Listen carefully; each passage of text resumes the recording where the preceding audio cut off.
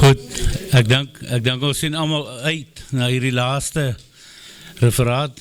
Ek roep vir Flip om vir ons te kom voordra sy opdrag wat Vader vir ons gegee het. Johannes 19 vers 31, saamgelees met Johannes 20 vers 1. Baie dankie Flip.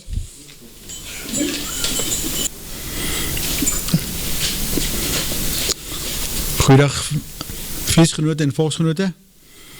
Dankie voorster vir die geleentheid. Hierdie besprekingspunt van Johannes 19 vers 31 saamgelees met Johannes 20 vers 1 handel oor die Sabbate tydens die kruisiging en opstanding van Yeshua en die 3 hemelvaarte en die 2 wederkomste. Ek weet dit klink vreemd vir u. Die skrifgedeeltes van hierdie besprekingspunt weerlee die Christendom se leer dat Saterdag die Bybelse Sabbat is en dat Yeshua Sondag opgestaan het. Hy is wel op daardie Vrydag gekruisig, wat die Pascha was volgens die Bybelse kalender. Verder was daar 3 kalenders wat in werking was en hy was nie 3 dae en 3 nagte in die graf nie. Alles wat ons geleer is in die Christendom sal met hierdie besprekingspunt onder Bybelse perspektief kom. Op sterkte van Johannes 19 vers 31 en Johannes 20 vers 1 is Saterdag en Sondag as skriftuurlike Sabbate volgens hierdie aanbieding in gedrang.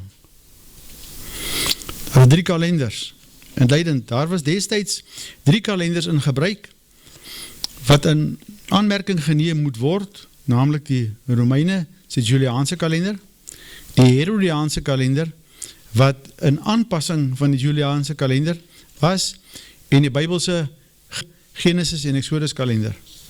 Die Juliaanse kalender het 46 voor Messia ontstaan, toe die Romeine hulle maankalender beëindig het. Hulle maande het met nuwe maan begin, waaruit die begrip kalender ontstaan het. Die Griekse woord kalends beteken nuwe maan. Nones was eerste kwartier en Idis was volmaan. Enigeen wat die begrip kalender gebruik, verwys onwetend na die nuwe maan, wat die rol van die maan vanaf die vroegste tye aandui. Die christelike leer is gegrond op die eerste dag van die weekopstanding volgens die Juliaanse kalender, wat het deesdae as die Gregoriaanse kalender bekend staan. Die Saterdag as die 7de dag van die week. Maar in die dag van die kruisiging was Saterdag die heilige eerste dag van die week van die Romeine. The Augustine poet Tibullus also referred to Saturday in the very first century, the day sacred to Saturn. Tibullus 1:3:17-18, but without indicating the sequence of names. Later ancient Greco-Roman testimony is consistent in naming Saturday as the first day of the week in the planetary naming scheme, e.g. Dion Cassius, discussing why the names are in the order they are. Nou as jy daar sien, sal jy sien die prentjies daarbo, begin met Saturnus, en dan die son, die derde is die maan, en dan Thor, en Hoeden, en so gaat hulle aan. Dit was in die dae van Yeshua, wat aan die orde was, binne sekulêre verband. Saterdag was hulle eerste dag van die week, dit was hulle hoofgod, en hulle hoofgod het die week vir hulle begin volgens die planetaire systeem. Saterdag as eerste dag van die Romeinse week was ook hulle Sabbat. Saterdag was die begin van die week vir die Romeine, maar die einde van die week vir die Judeërs. So Herodes het 'n ooreenkoms aangegaan met Augustus of Julius, wat die Romeinse leier was, en het gesê, hy sal ook by hulle kalender inskakel, Maar hy kan nie Saterdag vir hulle self die eerste dag van die week maak nie, as rustdag nie. Saterdag gaan vir hulle die 7de dag wees, maar dit kan maar vir die Romeine die eerste dag wees, maar dan gaan die hele land op die 7de dag rust ten minste. Saterdag as die 7de dag. Constantijn het met sy Juliaanse kalender gedurende, ek dink 321 na Christus, die Sondag as eerste dag van die week, Sabbat, van die wêreld ingestel, en het Saterdag die 7de dag van die kalender geword. Toe is Saterdag vir almal die 7de dag. Maar die katholiek het gesê, Sondag is hulle belangrikste God, en dit sal hulle eerste dag wees. Die katholieke Christendom steun swaar op Constantijnse instelling van Sondag as Sabbat, en die 7de dag Adventiste beskuldig Constantijn van die verandering van die Sabbat na Sondag. Saterdag is logies van toe af die 7de dag van die Juliaanse kalender. Want toe was daar nie meer een Romeinse kalender gewees nie. Die Herodiaanse kalender, ek noem hom so, want dit is nie daar van Herodes, die Juliaanse kalender is na Julius vernoem, die Gregoriaanse kalender is na Gregory vernoem, Herodiaanse kalender is na Herodes vernoem. Dit was 'n variasie van die Juliaanse kalender. Het echter Saterdag as 7de dag gehuldig. Met Constantijnse hervorming van die kalender is die Herodiaanse kalender opgeneem in die huidige kalender. So die huidige kalender bevat die Juliaanse kalender en die Herodiaanse kalender van Saterdag altwee sy 7de dag is. Die Herodiaanse kalender is ongeveer 44 voor Messia deur Herodes ingestel. Josephus vermeld dat hulle toe begin het om Vrydagmiddag om 3 uur hulle voor te berei vir die Saterdag Sabbat. Daar kan jy die Romeinse dag van die week bietjie groter sien. Daar is die constellaties in die middel en dan 'n geitjie vir elke dag van die week en dan 'n geitjie vir elke dag van die maand. Dis hoe hulle tyd gehou het. Daar is die stukkie van wat ek nou wil aanhaal. This is authentic evidence that the Jews in the days of Augustus began to prepare for the celebration of the Sabbath at the 9th hour on Friday, as the tradition of the elders did. It seems then required of them the works of Flavius Josephus, translated by William Winston, Antiquities of the Jews, hoofstuk 6, bladsy 6 en 8. Die volgende kalender, wat ek aan die voorhou, is die Genesis en Exodus kalender, waarvan die maande ook met nuwe maand begin het, soos wat Josephus ook vermeld in hoofstuk 6, bladsy 103, paragraaf 4. So ek het in dieselfde bron die 2 verskillende sabbate, of die 2 verskillende kalenders aangehaal. Dat mens nie tussen bronne rondspring nie, dieselfde bron sê die volgende. But the beginning of the second year on the month, ek dink is Santigus, as the Macedonians call it, but on the month Nisan, as the Hebrews call it, on the new moon, they consecrated the tabernacle and all its vessels, which I have already described. Flavius Josephus, hoofstuk 6, bladsy 103, paragraaf 4.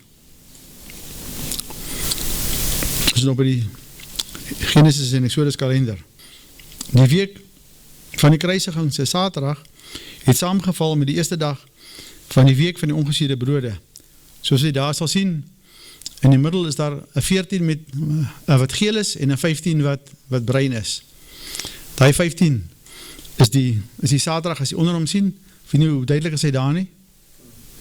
En mens kan, hy mooi daar as jy op my skerm, sal jy kan sien dat dit Saterdag is. Yeshua het op die eerste dag van die week opgestaan, maar nie op die Juliaanse kalender is die eerste dag van die week nie, soos wat u mettertyd sal sien. Hy het wel op die eerste dag van die week van die Bybelse kalender opgestaan. Dit is inleidend tot die besprekingspunt. Die besprekingspunt se skrifgedeeltes kom nou aan die beurt. Volgens die besprekingspunt van Johannes 19:31 en 20 vers 1 saamgelees word, en dit is deur lotsbeslissing so vastgestel. Die eerste skrifgedeelte is Johannes 19 vers 31. En dat die liggame nie op die Sabbat aan die kruis sou bly nie, aangesien dit die voorbereiding was, want die dag van daardie Sabbat was groot, het die Jode, oftewel die Judeërs, Pilatus gevra, dat hulle bene gebreek en hulle weggeneem moes word. Volgens hierdie skrifgedeelte is daar 2 Sabbate direct na mekaar ter sprake, naamlik die Sabbat waarop die liggame aan die kruis of folterpaal gehang het, en die groot Sabbat waarvoor daar voorbereiding gedoen is. Jy kan dit sien in die skrifgedeelte. Johannes 19 vers 31 sy Sabbat waarop die liggame aan die kruis gehang het, was die 14de dag van die eerste maand, Abib, volgens die Genesis Exodus kalender. Wat toen nog in gebruik was, volgens Mattheus 26 en Numeri, Mattheus 26 vers 2 en Numeri 9 vers 5. En dit was vrydag volgens die Juliaanse kalender. Mattheus 26 vers 2, julle weet oor 2 dae die Pascha kom, dan word die seun van die mens oorgelewer om gekruisig te word. Numeri 9 vers 5. En hulle het die Pascha gehou op die 14de dag van die eerste maand, 10 die aand, in die woestyn Sin. Net soos Jahwe Moses beveel het, so het die kinders van Israel gedoen. Ek het met behulp van die sterrekundige program Stellarium en die Genesis Exodus kalender die datum bepaal waarop die nagmaal ingestel is, naamlik donderdag aand, 6 April, 30 CE, ek sê nie na Christus nie, want Christus is nie, hy is al voor dit gebore gewees, so ek sê maar kom in era, die van u wat iets van ons gelofte sal weet, sal die grootsheid van 6 April besef. Let op na die volmaan, wat opkom terwyl die son sak, waarop hy skerm. Ek weet nie hoe duidelik is dit daar vir u nie, maar ek het ons so groot as moontlik probeer maak.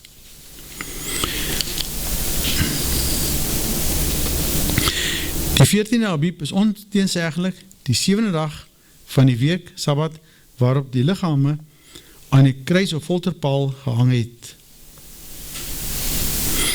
Johannes 19 vers 31 is die groot Sabbat waarvoor die voorbereiding gedoen is. Die dag na vrydag 14 Abib was Saterdag. Is logisch. Die dag na vrydag 14 Abib was Saterdag. En die 15 Abib was die groot Sabbat wat wou aanbreek, wat op die Pascha Sabbat gevolg het. Let op na die 2 Sabbate direct na mekaar. Ons weet Saterdag was reeds die Sabbat van die Herodiaanse kalender, die 15de. Dit was die groot Sabbat van die feest van ongesiede brode, en dit was die Romeine se eerste dag van die week Sabbat. So die Sabbat, die 15de, het 3 Sabbate op hom gehad. En ek dink dit is een van die goed wat baie groot verwarring onder Bybelstudente veroorsaak. Deuteronomium 16 vers 1. Onderhou die maand Abib en hou Pascha vir Jahwe jou Elohim, want in die maand Abib het Jahwe jou Elohim jou in die nacht uit Egypte uitgelei. Exodus 12 vers 42. Dit is 'n nag om plegtig onderhou te word tot eer van Jahwe, omdat hy hulle uit Egypte uitgelei het. Dit is die nag van Jahwe om plegtig onderhou te word by al die kinders van Israel in hulle geslagte. Johannes 19 vers 31 verwys dus na die uittog uit Egypte wat plegtig onderhou moet word.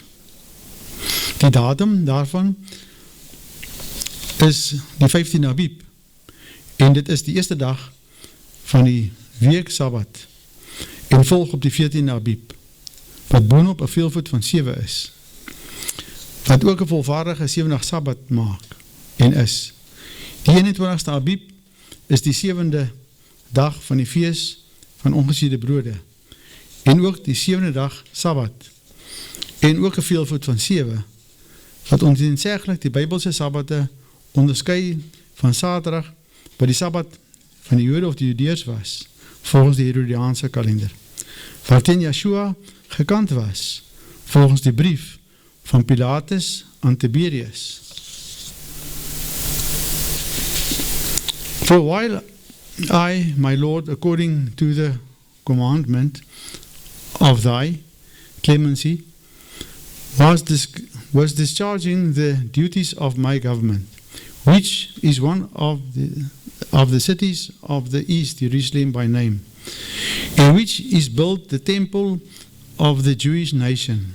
All the multitude of the Jews came together and delivered to me a certain man named Jesus, bringing against him many and groundless charges, and they were not able to convince me in anything.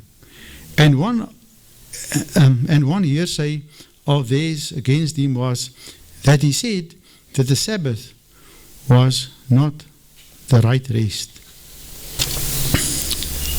Die onderskeid wat hier ontbloot word, is dat die Bybel leer dat Yeshua op die Pascha gekruisig is, en dat die Pascha 'n Sabbat was, maar die Christendom leer dat hy op 'n Vrydag gekruisig is, en dat Saterdag die Sabbat was. Wie moet ons nou glo? Die Christendom of die skrifte? Johannes 20 vers 1. Dit is die tweede skrifgedeelte. Ons is net so vereers, ek klaar met Johannes in 19 vers 31.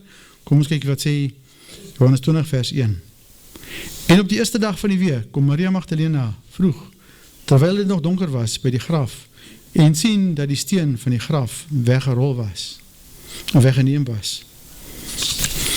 Hierdie eerste dag van die week is volgens die Christendom Sondag, en die dag waarop Yeshua uit die dood opgestaan het. Die vorige dag was logies Saterdag, as 7de dag van die Herodiaanse kalender, en is eerste dag van die Juliaanse kalender. Saterdag was vir beide die Herodiaanse kalender en die Juliaanse kalender 'n Sabbat.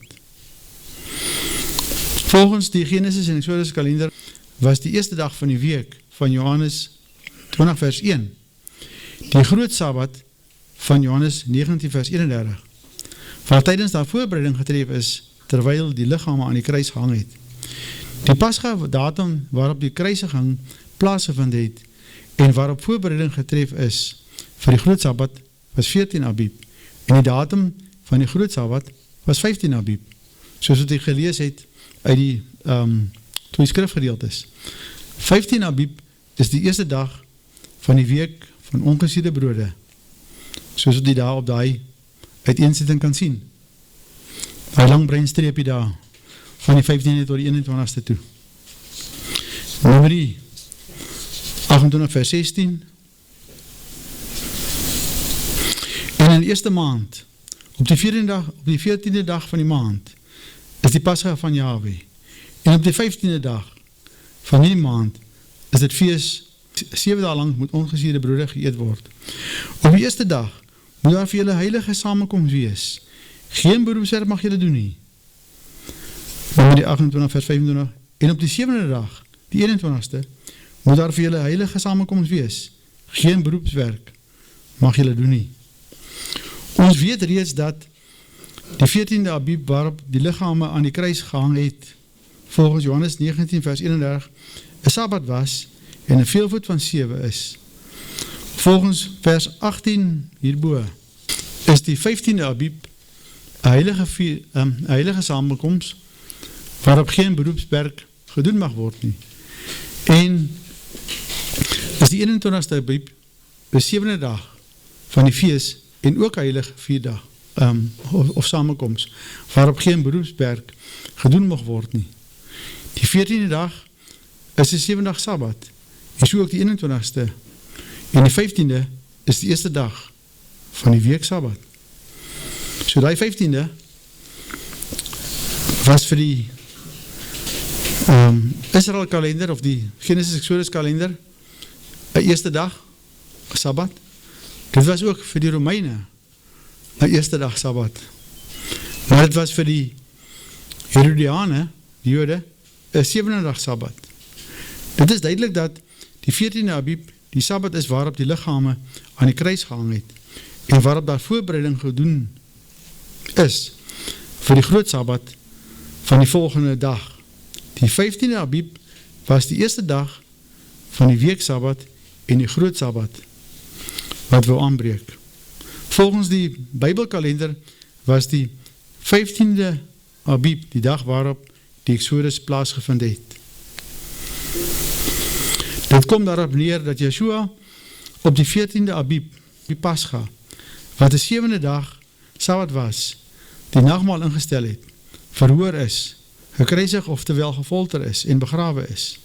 En die volgende môre, wat logies die eerste dag van die volgende week was, reeds opgestaan het, toe die vrou by die graf gekom het. Hy was dus volgens die Bybelse kalender nie eers 'n hele nag in die graf nie. Sondag as opstandingsdag volgens die Herodiaanse kalender. Die Christelike leer beweer dat Yeshua 3 dae en 3 nagte in die graf was en Sondag as eerste dag van die week opgestaan het. Yeshua het op die eerste dag van die week opgestaan.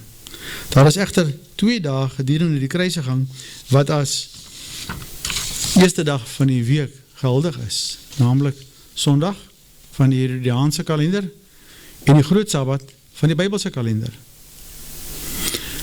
Daar is nie 3 dae en 3 nagte van 'n Vrydag aand tot Sondagmôre nie, maar 2 nagte en 1 dag.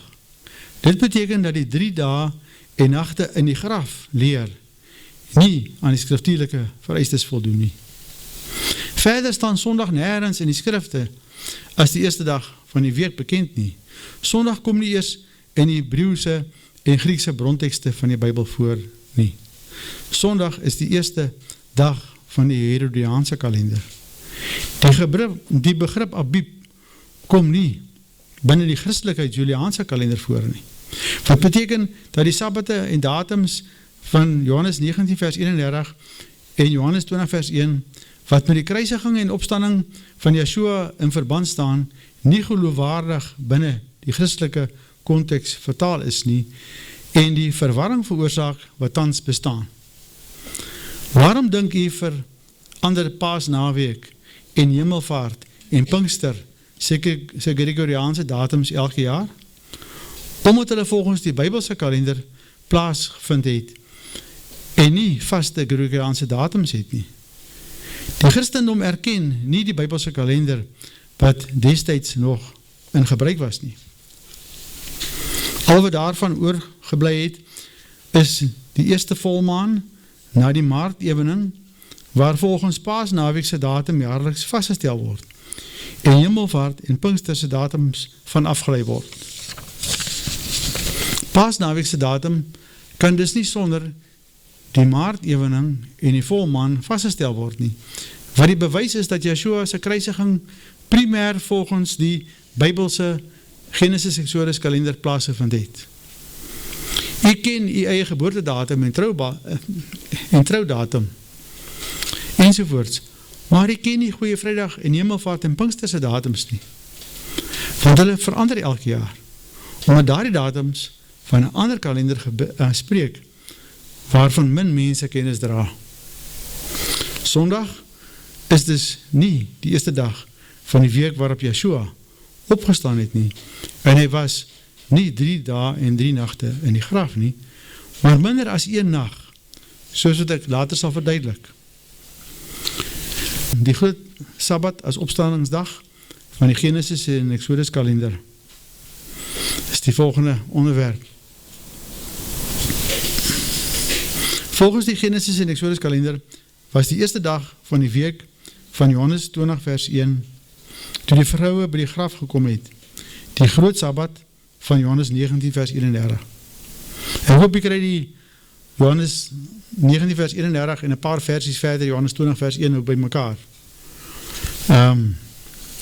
Ek sê weer, volgens die Genesis en Exodus kalender was die eerste dag van die week van Johannes 20 vers 1, toe die vrou by die graf gekom het. Die groot Sabbat van Johannes 19 vers 31, waarop daar op die 14de Abib voorbereidings getref is, terwyl die liggame aan die kruis gehang het. Die vraag is, wat die eerste dag van die week die opstandingsdag was? Let op dat die opstandingsdag binne konteks van die kalender van die Oud Testament plaasgevind het. Ek sê weer, let op dat die opstandingsdag binne konteks van die kalender van die Oud Testament, oftewel die Genesis Exodus kalender plaasgevind het. Hiermee die skriftuurlike konteks van Johannes 19 vers 31 en 20 vers 1. En in die eerste maand, op die 14de dag van die maand, is die Pascha van Yahweh. En op die 15de dag van die maand, is dit die fees. 7 dae lang moet julle ongesuurde broode eet. Op die eerste dag moet daar vir julle heilige samenkomst wees. Geen beroepswerk mag julle doen nie. Numeri 28 vers 15. En op die 7de dag moet daar vir julle heilige samenkomst wees. Geen beroepswerk mag julle doen nie. Hier is het duidelik dat die eerste dag van die week waarop die vrou by die graf gekom het, die 15de Abib was, wat ook die eerste dag van die week was van ongesuurde brode. En die groot Sabbat was waarvoor haar voorbereid was op die 14de. Johannes 19 vers 31, en dat die lichaam nie op die Sabbat aan die kruis sou bly nie, verskil van die Sabbatte van die Herodiaanse of terwyl die Juliaanse kalender, daarin dat die Sabbat waarop Yeshua gekruisig is, die voorbereidingsdag was vir die groot Sabbat, namelijk die eerste dag van die feestweek van ongesuurde brode,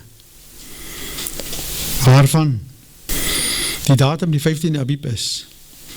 Die Sabbat waarop Yeshua volgens Johannes 19 vers 31 gekruisig is, was die Pascha, en die datum van die Pascha was die 14de Abib. Vrydag was volgens die Herodiaanse of terwyl die Juliaanse kalender nie die Sabbat nie, maar die 6de dag. En Saterdag was die 7de dag. En Sabbat van die Herodiaanse kalender. Ek lees weer vir u. Die Sabbat waarop Yeshua volgens Johannes 19 vers 31 gekruisig is, was die Pascha, en die datum van die Pascha was die 14de Abib. Vrydag was volgens die Herodiaanse kalender nie die Sabbat nie, maar die 6de dag. Saterdag was die 7de dag en Sabbat van die Herodiaanse kalender. Hier is dus 2 7de dag Sabbatte direct na mekaar. Die 14de Abib, 30 na Christus, as ek het so mag noem, en Saterdag die 8de April, 30 na Christus. Al 2 7de dag Sabbatte direct na mekaar. Verder het die 15de Abib as eerste dag van die week Sabbat direct op die Sabbat van die 14de Abib gevolg. En ook as Sabbat op Saterdag van die Herodiaanse kalender plaasgevind. Dit is baie belangrik, ek lees het weer vir u. Verder het die 15de Abib as eerste dag van die week Sabbat direct op die Sabbat van die 14de Abib gevolg. En ook as Sabbat op Saterdag van die Herodiaanse kalender plaasgevind. Die gebeure rondom die kruisiging is opgeneem binne konteks van die skrifte, maar is vertaal binne die konteks van die Herodiaanse kalender. Baie belangrik om te let, die gebeure rondom die kruisiging is opgeteken binne konteks van die skrifte, maar dit is vertaal binne die konteks van die Herodiaanse Juliaanse kalender. Die Herodiaanse kalender is 'n ander kalender en die Sabbatte daarvan verskil van die Bybelse Genesis en Exodus kalender, waarvan die aanhalings getuig Saterdag en Sondag is Juliaans en Herodiaans kalender daar, maar niks met die Bybelse kalender te maak het nie. Die groot Sabbat van Johannes 19 vers 31 Dis die eerste dag van die week en die dag waarop Yeshua opgestaan het volgens Johannes 20 vers 1. Die Bybelse datum is die 15de Abib. Daar is geen ander dag wat oorweeg kan word as die opstandingsdag nie. Die 3 dae en nagte in die graf of in die hart van die aarde is die volgende onderwerp. Die Christendom leer dat Yeshua vanaf Vrydag middag laat in die graf was tot Sondagoggend toe waarop hy opgestaan het, toe die vroue by die graf kom. Die feit van die saak is dat Yeshua nooit gesê het dat hy 3 dae en 3 nagte in die graf sou wees nie, maar 3 dae en 3 nagte in die hart van die aarde. Mattheus 12 vers 40. Van soos Jona 3 dae en 3 nagte in die buik van die groot vis was, so sal die seun van die mens 3 dae en 3 nagte in die hart van die aarde wees. Hart is Kardia en graf is Tafos of Naimeon. Die Christendom leer dat Yeshua vir 3 dae en 3 nagte in die graf Naimeon sou wees, is nie skriftuurlik verantwoordbaar nie, en daarom 'n dwaling. Die Griekse vir hart van die aarde is Kardia, en graf is Naimeon. Yeshua was dus vir 3 dae en 3 nagte in die hart van die aarde. Die hart van die aarde is die volgende onderwerp. Maar wat beteken die 3 dae en nagte in die hart van die aarde? Toe Yeshua die gees gegee het en gesterf het, is sy liggaam begrawe, maar sy gees het so lank verskeie handelinge uitgevoer. Die voorhangsel is geskeur, die dooies is opgewek, en hulle het hulle lewend vertoon. Daarop het Yeshua weer met 'n groot stem uitgeroep en die gees gegee, en kyk, die voorhangsel van die tempel het in 2 geskeur, van bo na tot onder, en die aarde het gebewe en die rots het geskeur, en die grafte het oopgegaan, en baie liggame van die ontslape heiliges het opgestaan, en na sy opstanding het hulle uit die grafte uitgegaan, en in die heilige stad gekom, en aan baie verskyn. Hy het die man na die paradys gestuur, wat hom om genade gesmeek het aan die kruis. En hy sê vir Yeshua, dink aan my majesteit, wanneer u in die koninkryk kom. En Yeshua antwoord hom, voorwaar ek sê vir jou, vandag sal jy saam met my in die paradys wees. Dit staan ook opgeteken in Nicodemus 1 vers 1.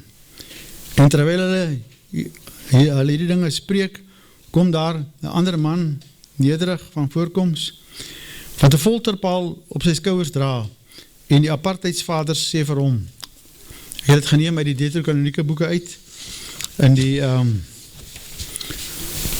wat is die boek sy naam nou weer? Die boek van herinnering. Wie is jy wat die voorkoms van 'n rower het? En watter folterpaal is dit wat op jou skouer dra?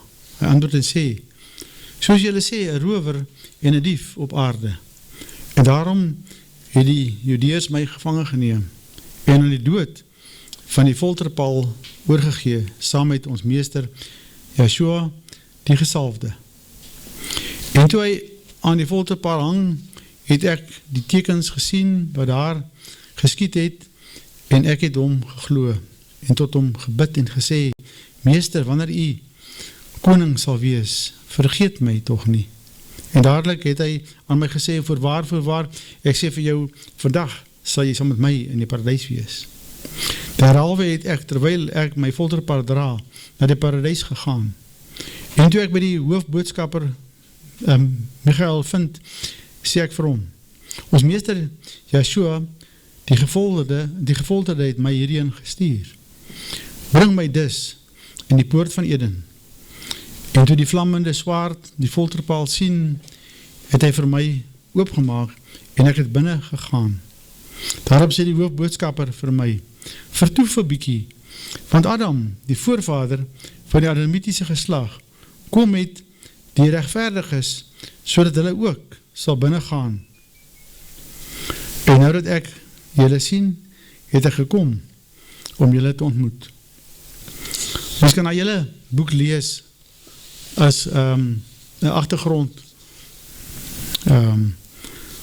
versterking van mense sy huidige kennis. Want daar word baie dinge gesê wat in ons Bybels nie gesê is nie. Yeshua is na die doodryk waar hy as erekoning oorwin het en waar hy Adam en al die regverdiges versamel het en na die paradys gebring het. Jy kan het lees in 1 Nicodemus en 2 Nicodemus. Dit is van die voorbeelde van wat dit beteken om in die hart van die aarde te wees. Met sy dood is die voorhangsel geskeur. Dooies is opgewek.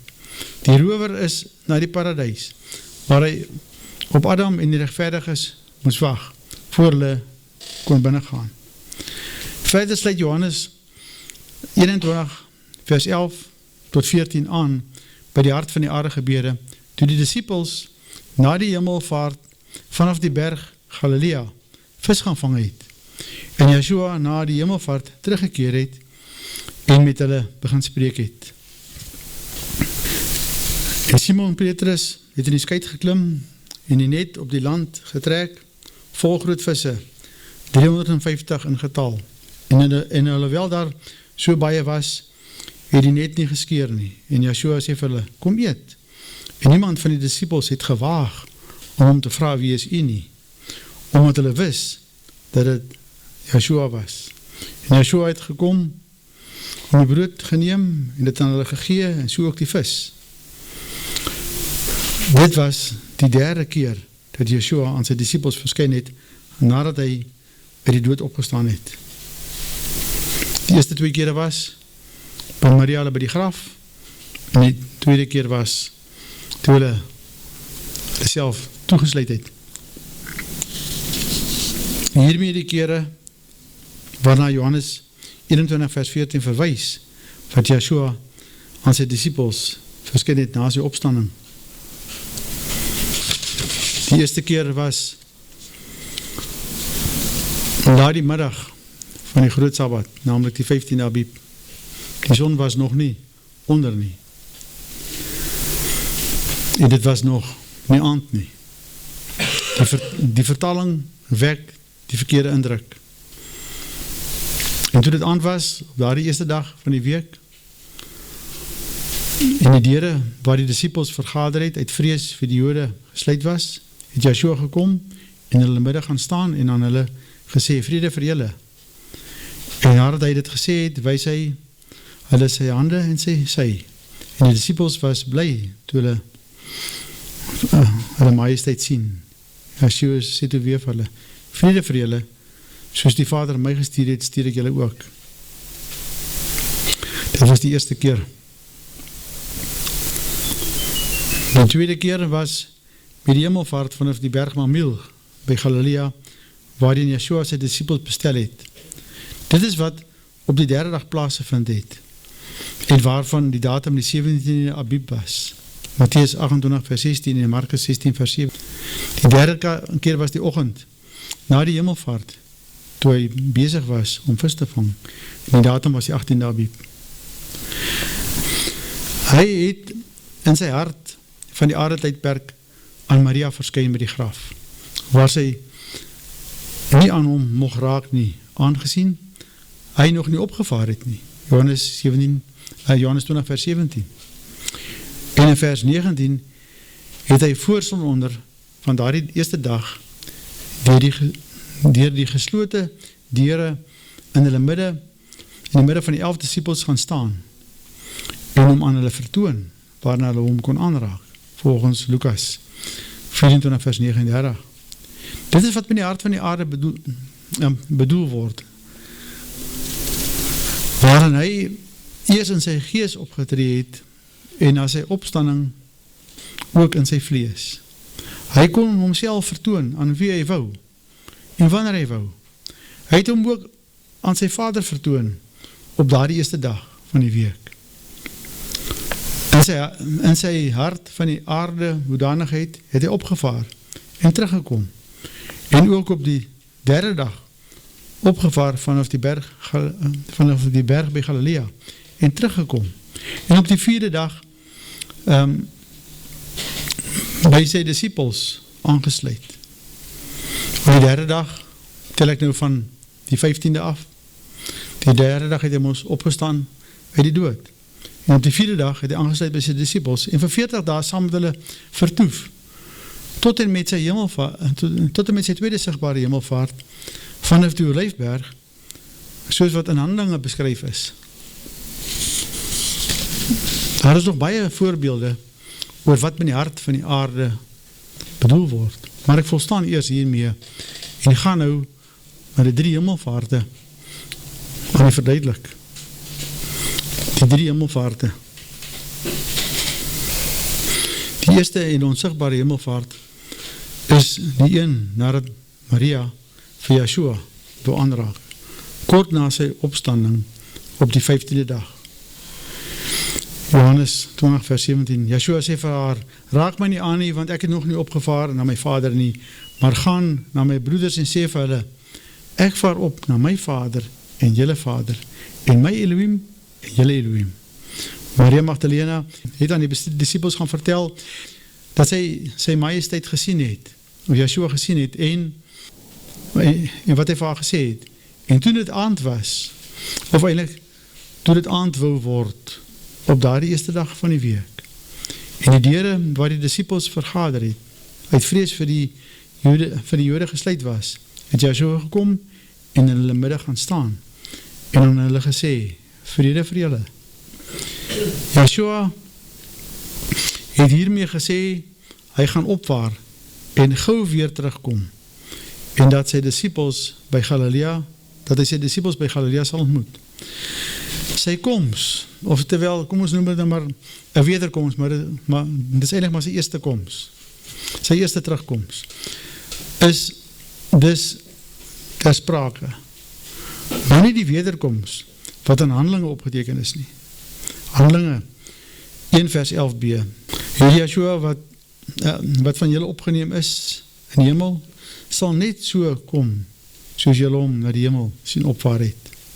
Dat is dus 3 wederkomste te sprake.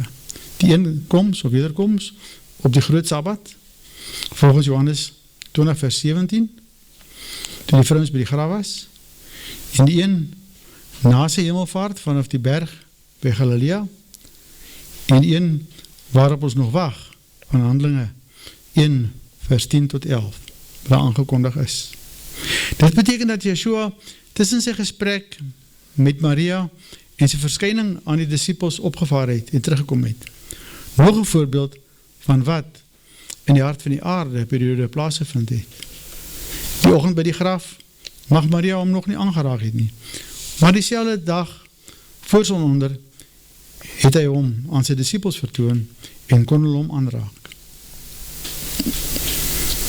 Kyk my hande en my voete, want dit is ek self. Voel aan my en kyk, want die gees het nie vlees nie, en bene soos julle sien nie. Ek het nie. Voor daardie dag het sy disciples hom kon aanraak. Wat beteken dat hy net na sy gesprek met Maria na die hemel opgevaar het, waarna sy eerste wederkomst plaasgevind het en sy disciples hom kon aanraak. Mattheus 28 vers 9, en terwyl hulle op weg was om dit aan sy disciples te vertel, kom Yeshua hulle met een stee en sê, wees gegroet. Toe kom hulle nader en gryp sy voete en aanbid hom. Sy eerste hemelvaart en sy eerste koms of wederkoms het op sy opstandingsdag plaasgevind. En die eerste dag van die week, op die 15de Abib, waar die groot Sabbat was, en die groot Sabbat het een baie groter Sabbat geword. Hy het op die 15de Abib uit Egypte uitgetrek, waarna die Levitiese orde van die eerste verbond in werking kon tree. En op diezelfde dag, die 15de Abib, sal hy die nuwe verbond in as hoëpriester, toe homself aan Vader Yahweh vertoon het, in sy hemelse heiligdom, met sy eerste hemelvaart. Hebreërs 9. Maar Messia, wat opgetree het as hoëpriester van die toekomstige weldade, het deur die groter en volmaakter tabernakel, wat nie met hande gemaak is nie, dit wil sê, wat nie aan hierdie skepping behoort nie, ook nie met die bloed van bokke en kalvers nie, maar met sy eie bloed, eenmaal ingegaan in heiligdom, en 'n ewige verlossing teweeggebring. Op die 14de Abib herdenk Yeshua oor die laaste Pascha en stel hy die nagmaal in. Word hy aangekla en verhoor en vermoor en word die Levitiese orde beëindig met die skeur van die voorhangsel. En op die 15de Abib staan hy op en vaar hy op en stel hy die Melchisedek orde in en vind sy eerste koms plaas en verskyn hy aan sy disciples langs die pad en agter geslote deure. Dit is wat rondom die eerste hemelvaart gebeur het. Maar die hemelvaart en wederkoms was nie sigbaar nie, maar wel waarneembaar gegewe die skrifgedeeltes wat vir ons behoue gebly het. Vanwaar my benaming daarvan is die onsigbare hemelvaart. Die tweede hemelvaart van die berg Mamil en die see van Galilea. Is die volgende gedeelte. Yeshua het sy disciples beveel om na Galilea te gaan, waar hy sy evangelie opdrag gegee het, dat hulle moet doop en mense alles moet leer wat hulle tydens sy bediening, wat hy aan hulle beveel het, tydens sy bediening, waarna hy opgevaar het, soos opgeteken is in die volgende skrifgedeeltes. Mattheüs 28 vers 7, en gaan haastig en sê vir sy disciples, hy het opgestaan by die dode en die gang voor julle uit na Galilea. Daar sal julle hom sien. Kyk, ek het dit aan julle gesê. Mattheüs 28 vers 16, en die 11 disciples het na Galilea gegaan, na die berg, waar Yeshua hulle bestel het. En toe hulle hom sien, het hulle hom aanbid. Sommige het getwyfel. Yeshua het nader gekom en met hulle gespreek en gesê, aan my is gegee alle mag in hemel en op die aarde. Gaan dan heen, maak disciples van al die nasies. Eindelijk moet daar staan al die volke. Want daar staan pantata ethnos in die Grieks en in die Hebreeuws. Wat is in die Grieks? En doop hulle in die naam van die Vader en Seun en Heilige Gees en leer hulle om alles te onderhou wat ek julle beveel het. En kyk, ek is met julle al die dae tot aan die volleinding van die wêreld. Amen. Markus 16 vers 7 maak ook melding daarvan dat hulle na Galilea moes gaan. Maar gaan sê vir sy disciples en vir Petrus dat hy voor julle uit gaan na Galilea. Daar sal julle hom sien, soos hy vir julle gesê het. Markus 16 vers 14. Later het hy aan die 11 verskyn, toe hulle aan tafel was, en hy het hulle ongeloof en hardheid van hart verwyd, omdat hulle die wat hom na sy opstanding gesien het, nie geglo het nie. En hy het vir hulle gesê, gaan die hele wêreld in en verkondig die evangelie aan die ganse mensdom. Hy wat glo en hom laat doop, sal gered word, maar hy wat nie glo nie, sal veroordeel word. En vir die wat glo het, en vir die wat geglo het, sal hierdie tekens volg. In my naam sal hulle duivels uitdryf, met nuwe tale sal hulle spreek, slange sal hulle opneem, en as hulle iets dodeliks drink, sal dit hulle geen kwaad doen nie. Op siekes sal hulle die hande lê, en hulle sal gesond word. Nadat Yeshua dan met hulle gespreek het, is hy opgeneem in die hemel, en hy het gaan sit aan die regterhand van Elohim. Mattheüs en Markus se laaste hoofstukke verwys na dieselfde gebeurtenis. Markus koppel dit aan die hemelvaart vanaf die berg Mamil, soos Nicodemus dit stel in sy dokumentering van dieselfde gebeure, en wat ek reeds vir u gelees het. Johannes verwys ook na hierdie gebeure, en vermeld ook die gebeure toe Yeshua aan hulle verskyn het. Yeshua sê vir haar, Maria, sy draai haar om en sê vir hom, Rabboni, dit beteken my meester. Yeshua sê vir haar, raak my nie aan nie, want ek het nog nie opgevaar na my vader nie, maar gaan na my broers en sê vir hulle, ek vaar op na my vader en julle vader, en my Elohim en julle Elohim. Maria Magdalena het aan die disciples gaan vertel, dat sy majesteit gesien het, en wat hy van gesê het. En toe dit aand was, op daardie eerste dag van die week, of aand wou word, en die Here, waar die disciples vergader het, uit vrees vir die Jode gesluit was, het Joshua gekom, en in hulle middag gaan staan, en hulle gesê, vrede vir julle. En nadat hy dit gesê het, wys hy sy hande en sy voete, en sy hande en sy. En die disciples was bly, toe hulle hom sien. In Lukas 24, word die gebeure by die graf, en die opdrag om na Galilea te gaan, en die maaltyd, waar hulle hom kon aanraak, en die hemelvaart ook beskryf. Maar volgens Lukas is die hemelvaart in Betanië. Hy sluit ook sy evangelie af met die hemelvaart soos Mattheus en Markus van spreek. Dit is echter nie reg oorgedra nie, aangezien hy in sy tweede verhaal in die boek Handelinge is, begin deur te sê dat sy eerste verhaal oor die lewe van Yeshua tot en met sy hemelvaart handel. Ek haal vir aan. Handelinge 1 vers 1. Lukas skryf die boek Lukas en Lukas skryf die boek Handelinge. Die eerste verhaal Theophilus, hy verwys dus na sy evangelie volgens Lukas. Het ek opgestel oor alles wat Yeshua begin doen en leer het, tot op die dag wat hy opgeneem is. So van sy geboorte tot sy hemelvaart staan in die boek Lukas beskrywe. Hy gaan dan voort in Handelinge 1 en beskryf die hemelvaart vanaf Betanië. Daar was nie 2 hemelvaarte vanaf Betanië nie. Lukas se hemelvaart volgens sy evangelie was dus vanaf Galilea gewees, soos al die ander skrifgedeeltes daaroor berig. Hy sluit sy evangelie af met die hemelvaart en begin sy tweede verhaal met 'n vertelling waar hy en sy disciples vir 40 dae na sy eerste hemelvaart vanaf Galilea na Jerusalem reis en hy vanaf die Olijfberg opgevaar het met 'n heel ander gesprek en meer as 40 dae na die gebeure hemelvaart by die berg Galilea.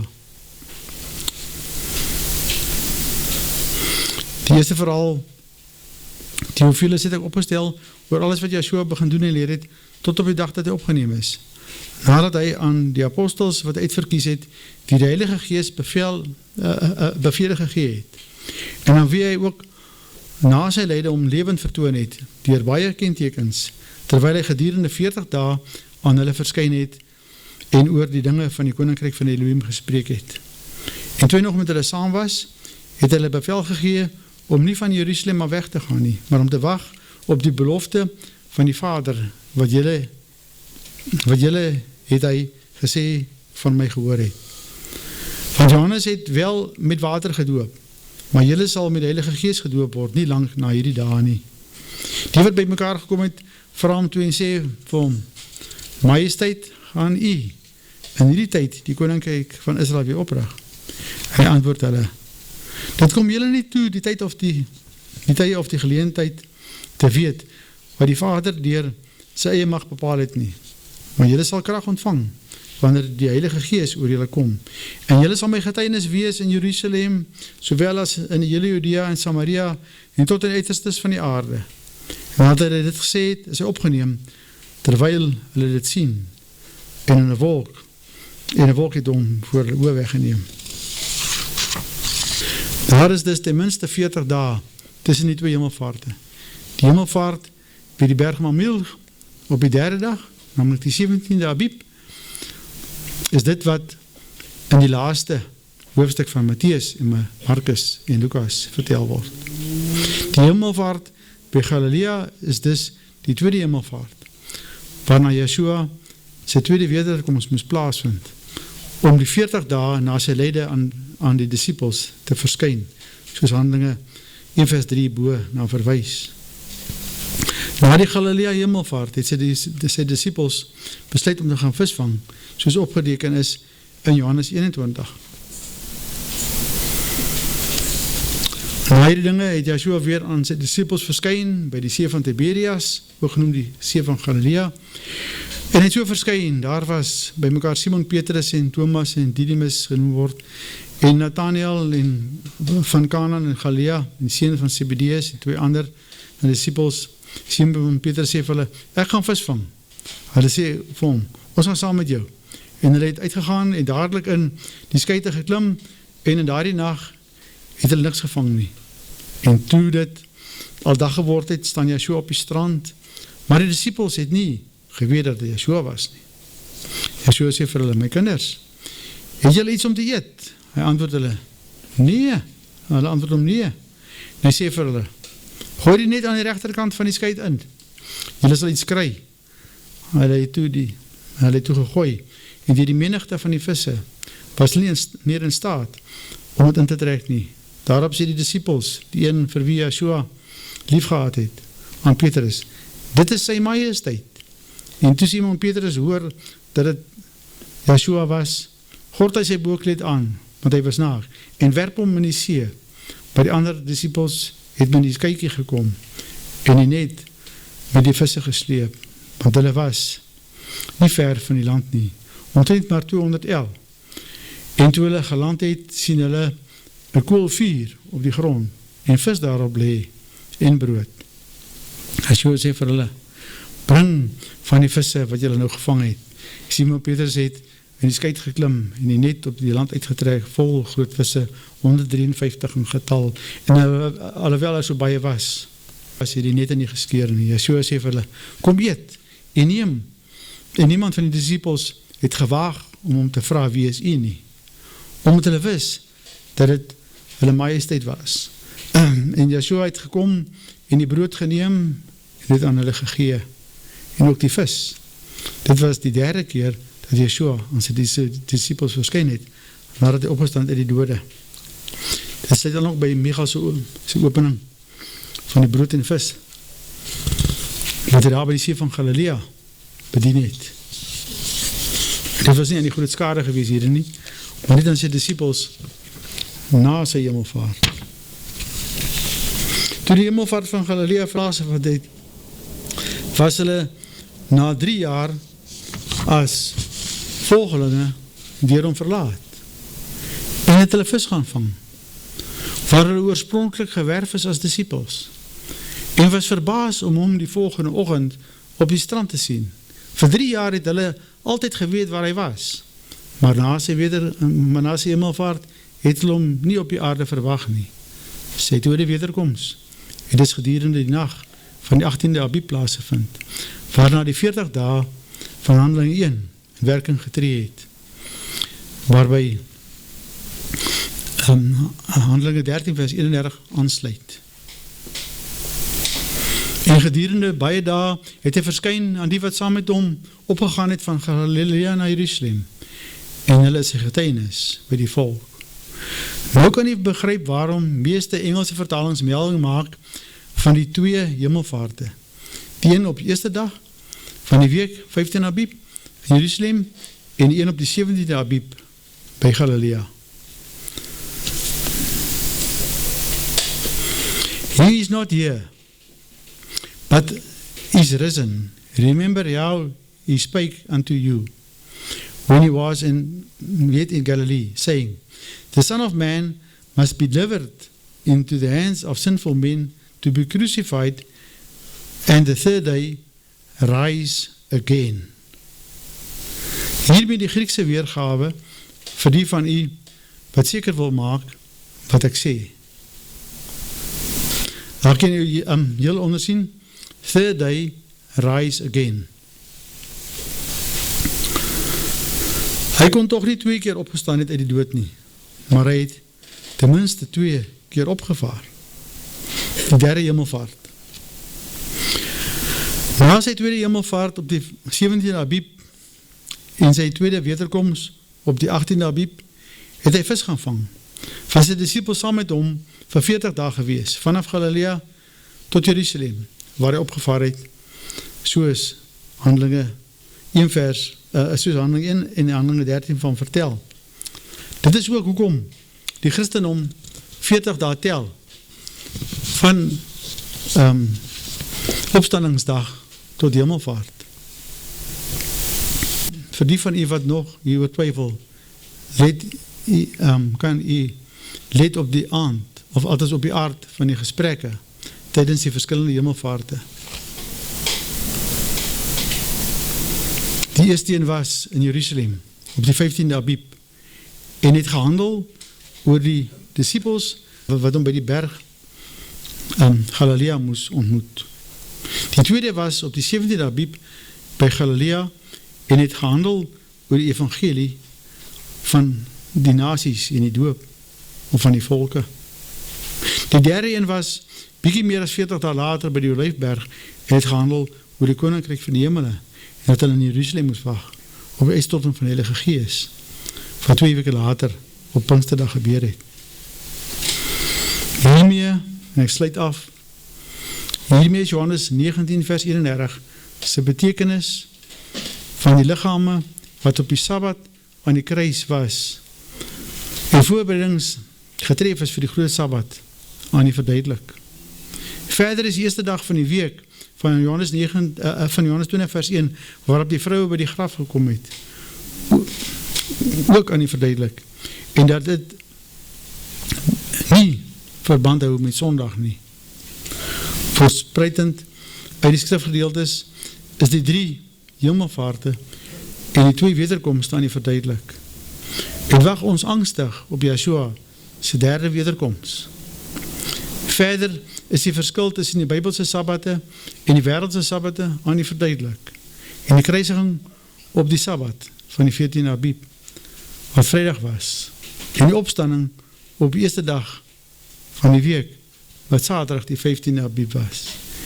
En die 3 dae en nagte in die hart van die aarde, en nie die graf nie. Die skrifaanhalings verskil in alle opsigte van die wyse waarop ons tot nou toe geglo het en ons geleer is binne die Christendom. Vrede.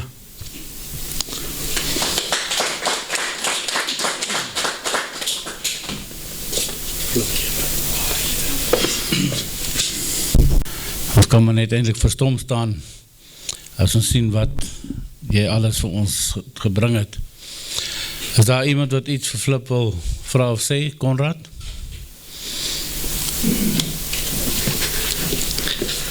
Dankie voorsitter, baie dankie om Flip vir al die harde werk. Ek het 'n vraag met betrekking tot die 3 dae wat omgesê het in die hart van die aarde en so aan. In Johannes 2 vers 18 sê hy, toe antwoord die Jode en sê vir hom, watter teken toon u aan ons dat u hierdie dinge doen? Ja, so antwoord en sê vir hulle, breek hierdie tempel af en in 3 dae sal ek het oprig. En die Jode sê, 46 jaar lang is aan hierdie tempel gebou en u sal u dit in 3 dae oprig, maar hy het oor die tempel van sy liggaam gespreek. En toe hy opgestaan het uit die dode, het sy disciples onthou dat hy dit vir hulle gesê het. Nou dit verwys ook na, ek wil nie die ander gedeeltes lees, Mattheus 26 vers 61, dus toe hy voor die Joodse raad was, en alhoewel daar baie valse getuies gekom het, het hulle niks gevind nie, maar op laas, daar kom daar 2 valse getuies en sê, hierdie man het gesê, ek kan die tempel van Elohim afbreek en het in 3 dae opbou. Daarop staan die hoofpriester op en sê vir hom, antwoord u niks nie, wat getuig hierdie manne teen u? En toe verder het hy vir hulle gesê, dit is so. Ek gaan die volgende lees, Mattheus 27 vers 40,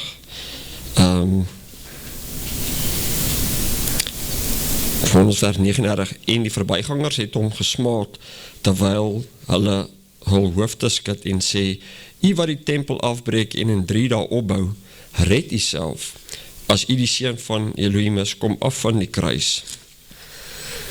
Net sien of er nog een was, Markus 14 vers 58 of 57, en sommige het opgestaan en vals teen hom getuig en gesê, ons het hom hoor sê, ek sal hierdie tempel wat met hande gemaak is afbreek en in 3 dae ander en opbou wat nie met hande gemaak is nie. En selfs so was hulle getuienis nie eenders nie. So ek dink my vraag is nou verskillende gedeeltes waar hulle basies selfe sê, maar dit sê op een plek, dit is valse getuies wat teen hom gekom het. So, na aanleiding van die vorige referaat wat ons gepraat het van die Bybelvertalings en so aan, is dit reg vertaal? Wat het hy eintlik dan gesê? En wat is dan die leuen? Want dit blyk teenstrydig te wees. Dankie. Dankie, Konrad. Ja, dit is voorwaar soos jy sê, daar was baie valse getuies gewees, en is baie verkeerde vertalings ook, en misverstande. Ek sal nie sommer sê, mense het as pris verkeerd vertaal nie, dit is dalk as gevolg van hulle het nie geweet van die 3 kalenders wat daar was nie, toe hulle vertaal het nie. Die herstel van die tempel in 3 dae, moet mens jouself die vraag afvraag. Dan wat ek nou hier gewys het, kalender gewys, kan nie verwys na sy opstanding uit die dood nie. Dit kan net verwys na sy hemelvaart. Want is al 3 dae, hoe kan ek amper sê, verklaring in die konteks. Hy het die Engelse begrip daar, ek het nou nie gesê nie, is 450, Strong's 450 in die Griekse vertaling, wat sê, rise again. Ek dink dit is anastemie, wat opstaan en opvaar kan beteken. Op een plek staan daar so, hy anastemie op die eerste dag, en ander plek staan daar so, hy anastemie op die 3de dag. So in een geval sê dit hy het opgestaan, en die volgende geval sê hy het weer opgestaan, oftewel opgevaar. Want dit kan al twee, daar is 5 woorde in die Grieks wat met opstaan en opstand en opvaar te doen het, is anastemie, anabainu, analambanu, egersis en epario. Jy kan hulle gaan opsoek, dis allemaal in die evangelies, al 5 die woorde word gebruik in die evangelies. En dan moet mense maar baie mooi gaan kyk tussen hulle, wat er beteken opstaan en opgestaan, en opvaar en opgevaar, en so aan. So dis een studie op sy eie. Maar die 3 dae periode waarvan jy nou aangehaal het, valse getuienis of te nie, hy het op die 3de dag opgevaar. En dit moet jy dan in verband bring met die oprigting van die tempel. Want as hy opstaan uit die graf uit, is nie te sê, hy het die tempel herbou nie. Want hy het op die eerste dag opgestaan. Maar die 3 dae wat jy van vraag, kan nie op sy opstanding uit die dode wees nie. Dit kan net op sy hemelvaart betrekking hê. En soos jy sê, dit is vals getuienis. En ons weet dat ons Bybels dogmatisch vertaal is. Dat deesdae word Saterdag, Sondags om invertaal, wat nooit daar gestaan het nie. So ek dink die Bybelvertalers, as hulle ernstig hierna begin kyk, en hulle neem hierdie kalender in aanmerking, sal hulle dalk anders begin vertaal. Ek weet nie of dit jou vraag antwoord nie.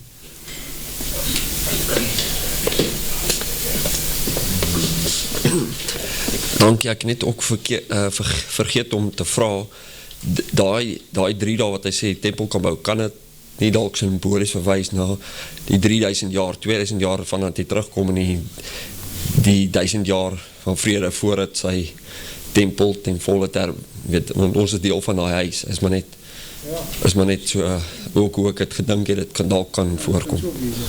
Dankie. Dit kan symbolies so wees, maar hierdie mense het in die tyd sy woorde wat hy sou gespreek het, ek weet nie of hy dit gespreek het of nie, maar dit staan dus vals getuienis. Ek dink hy het dit ergens gespreek dalk, ek het nog nie daarop ingegaan nie, maar ek dink nie dit het regtig betrekking op dit wat in Hosea 5 en 6 staan nie, 5 vers 14 en 15 en 6 vers 1 en 2, waar dit staan wat jy nou van praat. So, die 3 dae wat hier te sprake is, dink ek het eerder binne die Christendom die 3 dae en 3 nagte in die graf geword, wat ek reeds weer lees het, en dan kan het net betrekking hê binne die konteks van 2000 jaar terug, op die hemelvaart van die 3de dag, want daar het iets op die 3de dag gebeur. So ek dink dit is dalk binne die konteks wat jy so dalk so gesê het, op die 3de dag sal hy die tempel herbou. Want daarmee het hy die Levitiese orde afgesluit en die Melchisedek orde begin. Op die 3de dag. Want die eerste dag het hy homself gaan vertoon en op die 3de dag het hy opgevaar, homself weer gaan vertoon, maar dadelijk weer teruggekom. Ek weet nie of dit, maar kijk daar sal baie vrae wees wat mens kan vraag, en sê, ja, die vrouwens het toe gaan speserye koop, en die type van goed wat opgeteken is, wat mens moet het verreken, maar dan moet jy dit verreken binne die kalender. Dan moet jy alles wat ek hier gesê het van die kalender sê, maar op watter dag kan die vrouwe wat by die graf, of wat gaan speserye gekoop het, en gerus het volgens die gebod, waar pas dit in die kalender in? Want ek kan nie Johannes 19 vers 31 nou wegvat, om by 3 dae en 3 nagte in die graf uit te kom. So daar gaan verseker versies wees wat mense voor my kan lees en sê, maar wat van dit, wat van dat? Dan sê ek, maar kom ons kyk waar pas hy in die kalender in? Kom ons kyk waar pas hy by Johannes 19:31 en Johannes 20 vers 1 in? En al die ander skrifgedeeltes wat ek aangehaal het. Die 3 hemelvaarte, die 2 wederkomste, die een waarop ons waag, die plek by Jerusalem, by Galilea, by die Olijfberg, die verskillende gesprekke, die verskillende plekke, 40 dae uit mekaar uit, 3 dae uit mekaar uit. So al die klas van goeders moet mens nou van vooraf in jou kop staan maak, en dan jou vraag begin vraag op grond daarvan, en wat jy ook praat van vals getuienisse, en ons weet dat die mense wat vertaal het nie heeltemal geweet van al 3 kalenders nie, soos ek dit vir julle verduidelik het nie. En as hulle geweet het, dan kan ek nie verstaan dat hulle verkeerd vertaal het nie. Maar ek dink nie, as ek na die manier waarop ek in die Christendom groot geword het, en wat my geleer is, en dit moet in verband bring met wat ek vandag gesê het, is dit 2 verskillende lere, 2 verskillende boodskappe. Maar, dankie vir jou vraag. Ek het nog nie so ver gedink nie, maar ek dink dit is verseker die symboliese waarde daarvan. Want hy sê in Hosea 5, dan keer ek na my woonplek terug. En na 2 dae sal ek terugkom en 'n dag by hulle kom bly en hulle lewendig maak. So daar het ons verseker die 2000 jaar en die 1000 jaar wat ons nou opwag. Dankie voorsitter.